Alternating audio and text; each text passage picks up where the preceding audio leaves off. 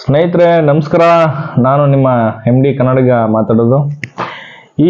ಈ ಬಾರಿ ಸಂಕ್ರಾಂತಿಯ ಹಬ್ಬವನ್ನು ನಮ್ಮ ಗ್ರಾಮೀಣ ಪ್ರದೇಶದಲ್ಲಿ ಯಾವ ರೀತಿ ಆಚರಣೆ ಮಾಡ್ತಾರ ಅಂತ ತೋರಿಸೋದಕ್ಕೋಸ್ಕರ ಈ ಸಣ್ಣ ವಿಡಿಯೋನ ಮಾಡ್ತಾ ಇದ್ದೀನಿ.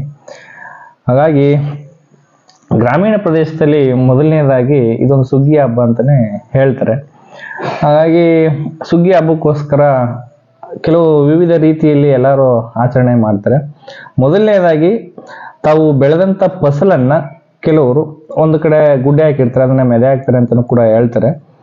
ಅದರಿಗೆ ತಗೋಬಿಟ್ಟು ಮೊದಲನೇದಾಗಿ ಆ ಬೆಳೆದಿರ್ತಕ್ಕಂಥ ಫಸಲು ಅಥವಾ ಕಟಾವಾಗಿರೋ ಫಸಲನ್ನ ಹುಲ್ಲಿರ್ತಲ್ಲ ಅದನ್ನು ಕೂಡ ಮೆದೆ ಹಾಕಿರ್ತಾರೆ.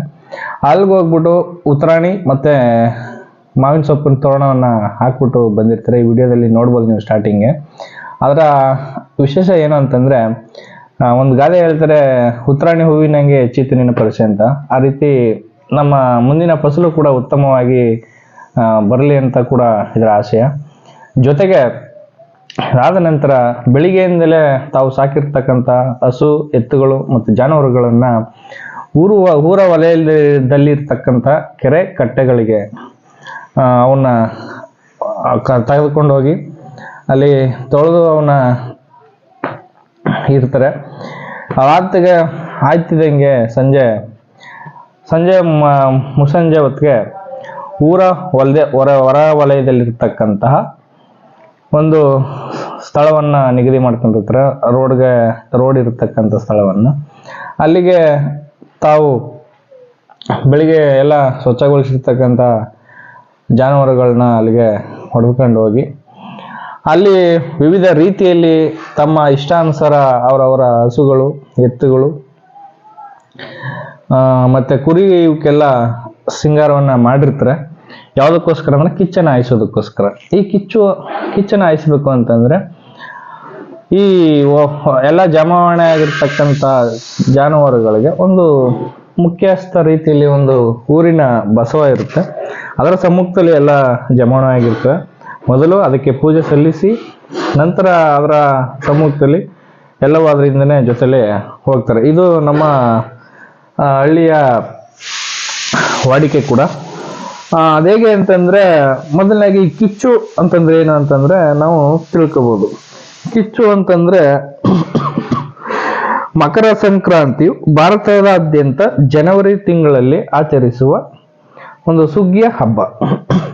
ಇದನ್ನು ಹಲವು ರಾಜ್ಯಗಳಲ್ಲಿ ಬೇರೆ ಬೇರೆ ರೀತಿಯೇ ಆಚರಣೆ ಮಾಡ್ತಾರೆ. ಆದರೆ ಮೂಲಭೂತವಾಗಿ ನಮ್ಮ ರೈತರು ಸೂರ್ಯ ದೇವರಿಗೆ ಗೌರವವನ್ನು ಇದ್ರ ಮುಖಾಂತರ ಈ ಹಬ್ಬದ ಮೂಲಕ ತೋರಿಸ್ತಾರೆ.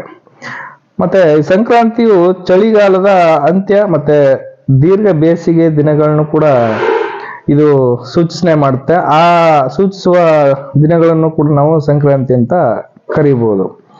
ಆದರೆ ಈ ದಿನ ಉತ್ತಮ ಫಸಲು ಬರಲಿ ಎಂದು ರೈತ ಸಮುದಾಯ ಪ್ರಾರ್ಥಿಸಿದ್ರೆ, ಸಂಕ್ರಾಂತಿ ಅಂದರೆ ಮನುಷ್ಯರಷ್ಟೇ ಅಲ್ಲ, ಜಾನುವಾರುಗಳಿಗೂ ಕೂಡ ಒಂದು ವಿಶೇಷ ಸ್ಥಾನಮಾನ ಕೊಟ್ಟು, ಯಾಕಂದರೆ ಅವು ವ್ಯವಸಾಯದಲ್ಲಿ ಪ್ರಮುಖ ಪಾತ್ರವನ್ನು ವಹಿಸಿರ್ತವೆ.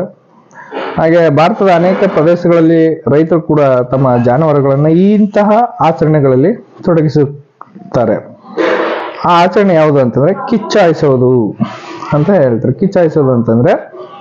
ಕಿಚ್ಚಾಯಿಸೋದಂದ್ರೆ ಏನು ಅಂತ ನೋಡೋದಾದ್ರೆ, ಮೊದಲು ಎತ್ತುಗಳು ಬೆಂಕಿಯ ಮೇಲೆ ಹಾರುವಂತೆ ಮಾಡಲಾಗುತ್ತೆ. ನಂತರ ಎತ್ತುಗಳ ನಂತರ ಹಸುಗಳು, ಎಮ್ಮೆಗಳು, ಕುರಿಗಳಂತಹ ಜಾನುವಾರುಗಳನ್ನು ಕೂಡ ಈ ಬೆಂಕಿಯಲ್ಲಿ ಅಡ್ಲಾಗಿ ನಡೆಯುವಂತೆ ಮಾಡಲಾಗುತ್ತದೆ. ಅಂದ್ರೆ ಬರೀ ಹಸುಗಳು, ಎತ್ತುಗಳನ್ನು ಕೂಡ ಅಡ್ಲಾಗಿ ಮಾಡೋದಿಲ್ಲ, ಜಾರುವಂತೆ ಮಾಡಲ್ಲ. ಅದ್ರ ಜೊತೆ ಪ್ರಾಣಿಯ ಮಾಲೀಕರು ಕೂಡ ಆಡ್ತಾರೆ. ಹಾಗಾಗಿ ಇದು ಯಾವುದೇ ರೀತಿ ಪ್ರಾಣಿಗಳಿಗೆ ನೋವುಂಟು ಮಾಡುವ ಆಚರಣೆ ಇಲ್ಲ ಅಂತಲೇ ನಾವು ಇದ್ರ ಮೂಲಕ ಸ್ಪಷ್ಟಪಡಿಸ್ಬೋದು. ಅಲ್ಲದೆ ಈ ಪುರುಷರು ಮತ್ತೆ ಪ್ರಾಣಿಗಳು ಈ ಆರೋ ಸಮಯದಲ್ಲಿ ಒಂದು 5ರಿಂದ 10 ಸೆಕೆಂಡ್ಗಳು ಕೂಡ ಟೈಮ್ ತಗೊಳುತ್ತೆ. ಟೈಮ್ ತಗೋಬೇಕಾದ್ರೆ ಅದ್ರಲ್ಲಿ ಜ್ವಾಲೆ ಬರುತ್ತಲ್ಲ, ಜ್ವಾಲೆ 5ರಿಂದ 10 ಸೆಕೆಂಡಲ್ಲ ಅಂತ ಏನು ಎಫೆಕ್ಟ್ ಬೀಳಲ್ಲ. ಜೊತೆಗೆ ಅದೇ ಹಸುಗಳಿಗೆಲ್ಲ, ಎತ್ತುಗಳಿಗೆಲ್ಲ ಹೂವು ಮತ್ತು ಬಲೂನ್ಗಳು ಈ ರೀತಿ ಎಲ್ಲ ವಿವಿಧ ರೀತಿಯಲ್ಲಿ ಅಲಂಕಾರ ಮಾಡಿರೋದ್ರಿಂದ ಅದು ಯಾರಿಗೂ ಕೂಡ ಏನೋ ಹೆಚ್ಚು ಹಾನಿ ಮಾಡುವುದಿಲ್ಲ. ಅಂದರೆ ಬೆಂಕಿ ಸಂಪರ್ಕ ಆ ಎತ್ತುಗಳ ಚರ್ಮಕ್ಕಾಗಲಿ ಅಥವಾ ಮನುಷ್ಯರ ಚರ್ಮಕ್ಕಾಗಲಿ ಹೆಚ್ಚು ಹಾನಿ ಆಗುವುದಿಲ್ಲ ಅನ್ನೋದನ್ನು ಕೂಡ ಈ ಮೂಲಕ ನಾವು ಸ್ಪಷ್ಟಪಡಿಸ್ಬೋದು. ಯಾಕೆಂದರೆ ಅವರು ಬಲೂನ್ಗಳು, ಹೂಗಳು ಇದನ್ನೆಲ್ಲ ಅವ್ರನ್ನ ಅಲಂಕಾರ ಮಾಡಿರೋದ್ರಿಂದ ಅದು ಅಷ್ಟು ಬೇಗ ಚರ್ಮಕ್ಕೆ ಎಫೆಕ್ಟ್ ಬೀಳೋದಿಲ್ಲ. ಇದಾದ ನಂತರ ಅಲ್ಲಿನ ಮೊದಲು ಊರಿನ ಗ್ರಾಮದ ಬಸವ ಅಂತ ಒಂದು ದೇವರಿಗೆ ಬಿಟ್ಟಿರ್ತಾರೆ.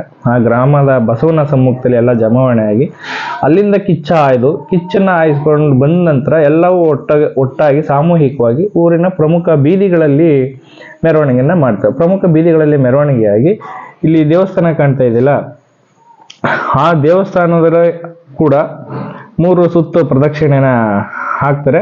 ಪ್ರದಕ್ಷಿಣೆ ಹಾಕಿದ ನಂತರ ಅಲ್ಲಿಂದ ಪೂಜೆ ಸಲ್ಲಿಸಿ ನಂತರ ಹಲವಾರು ಅಕ್ಕಪಕ್ಕದ ಮನೆಯವರು ಮತ್ತು ಸ್ವಂತ ಮಾಲೀಕರ ಮನೆಯಲ್ಲಿ ಆ ಎತ್ತುಗಳಿಗೆ ಮನೆಯಲ್ಲಿ ತಯಾರಿಸಿರ್ತಕ್ಕಂಥ ಪ್ರಸಾದವನ್ನು, ಅಂದರೆ ಕಿಚಡಿ ಇನ್ನಿತರ ಏನೋ ಭೋಜನಗಳನ್ನು ಅದನ್ನು ಪ್ರಸಾದ ರೂಪದಲ್ಲಿ ಮೊದಲು ಆ ಗೋವಿಗೆ ಸಮರ್ಪಿಸಿ ನಂತರ ಕೂಡ ಮನೆಯವರೆಲ್ಲ ಅದನ್ನು